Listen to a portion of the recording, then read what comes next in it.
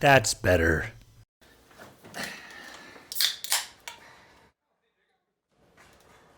Okay, so my wife wanted me to put together some bedside tables. Found a photo on Insta, so obviously that's where she gets all of our inspiration of what we're doing. So these was the one, she wanted a deeper pocket. Most of them were pretty small, so it was like 50-50. When you close it like this, it has where the magazines or whatever would go beneath, and then it's got a deeper pocket above. So it's got a nice shelf here. Boop, boop. Yeah, put it together, and this is what came out. Just what I just showed there was just some concepts about sanding. I started with the 50 grit. The 50 grit was basically to smooth all the edges. Well, sorry, not just the edges, the face and surface, so it has an even plane. I went in one direction, not like the bad band. If you go across the grain, as they call it, when you go across the direction this way, it starts making grooves that way. When you go with the grain, then it makes the nice smooth, it keeps with the smooth lines, so it doesn't damage your product. After I went over every surface, you'll notice I use a pencil. I go over with the pencil to make sure that if there's any uneven surfaces, because the wood is so light, it's hard to see if there's any bumps or grooves or unsanded parts. When you have the pencil, it evens all of that out. So I went over every surface with a pencil, sanded it with 80 grit, and then after the 80 grit, I stepped up real quickly for a scuff sand. I jumped all the way to 220. The reason why is usually they want you to do steps. I just did it, jump to this because this is going to be painted in a whitewash. You'll see the wood grain with the whitewash, but it is painted anyway, so it wasn't as big of a deal. On the corners, I took a piece of 400 grit just to keep them nice and sharp, so it gives it that nice crisp line, but it won't blunt it, right? So it won't splinter or anything on the edges. And that's how I got this. Next step, what I'll be going over is the whitewash and then mounting on the upstairs master bedroom. All right, so now I'm getting prepared to do the painting of the whitewash for the side tables. What I want to do is you want to take a premium latex paint. I usually use a wall paint. That way I don't have to worry so much about using a clear coat after, because it's got a stain-proof abilities for being on the walls, for being multi-purpose. I then take a measuring cup. For this access, it's obviously 2-to-1. I filled the paint right to the top. After I filled the paint to the top in the measuring cup, I then took a half of this for water, filled that in, and then here I literally am just mixing it up with the paint. In the measuring cup, you think to yourself, wow, that's not a lot of water, and that's quite a bit of paint. Will it actually make a big difference? Yes, this is very watery, moves quite a bit different. Yeah, get a good mix. You want it to be nice and mixed up so that it goes on nice and evenly. And then what I do is when I put it on, I'm gonna pull it. So I want to get it as thin as possible. If you want a thicker coat when it goes on, then change the viscosity. What I mean by that is maybe you want like 3 paint to 1 water, or 4 paint to 1 water. I'm doing a 2-to-1. My wife likes that tone. I gave her a sample at the beginning, and then all the other parts of the house I've done that. Once she picked it once, I didn't want to have the argument anymore, so everything comes the same way. That's about it, and hopefully you guys have fun watching another one of my time lapses, and you'll actually see me apply it. But yeah, that's about it. Good luck.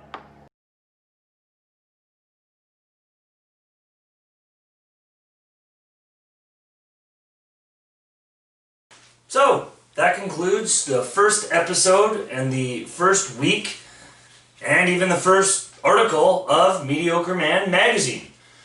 I don't really know what I'm doing. I just was inspired to start this page. Yeah, I'm really excited. In the fridge this week, I tried out the Stanley Park Brewing in Vancouver, BC. I tried out their Electro Lager. It's pretty good. Next week we're going to have one of my favorite beers in the fridge. I just picked it up. It's out of Vancouver as well. It's the Red Truck beer. It's the Road Trip Classic Lager. Yeah, that's a good one, for sure. So, going forward, just a recap on what I went over in the video today. We started out sanding, and with the sanding, make sure you're going the same drain direction. To know that you go and sand it enough, start with a 50 or 80 grit, and then sand off the pencil marks. Once you've done the pencil marks, you know that it's smooth, then you can go up to 100, 120 grit, do a whole coat on that, then 220 grit. That'll get it nice and smooth. After that, I went over painting, specifically whitewash paint. So I mixed the ratios. Make sure you do it on a test piece first. After you test the ratios and you're happy with the viscosity, big word for me, check it out and then stick to it. Try not to do multiple types of whitewashes, kind of go with the theme. It's just a lot easier than trying to match.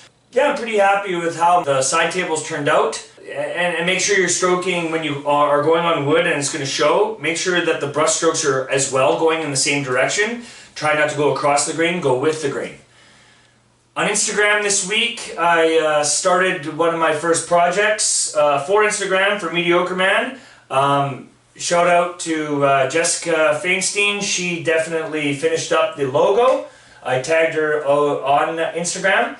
And so I was super inspired and I loved the logo so much that I did this plaque for the Mediocre Man Cave. I'm going to try and do some different projects on Instagram and then some other things for YouTube itself. Yeah, I liked how it came out. Next week, it's Halloween coming up here, so probably something to do with the costume piece. I haven't really thought about it. Last year, I did the Thor's hammer.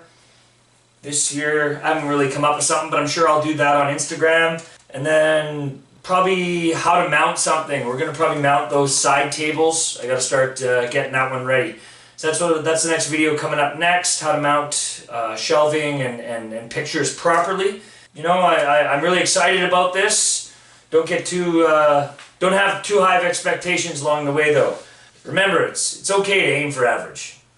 So, for YouTube, search me up at Mediocre Man Magazine, Facebook group, Mediocre Man, and for Instagram, of course, Mediocre Man as well. Yeah, thanks again, and I look forward to posting some new videos soon. Stay tuned. Thank you.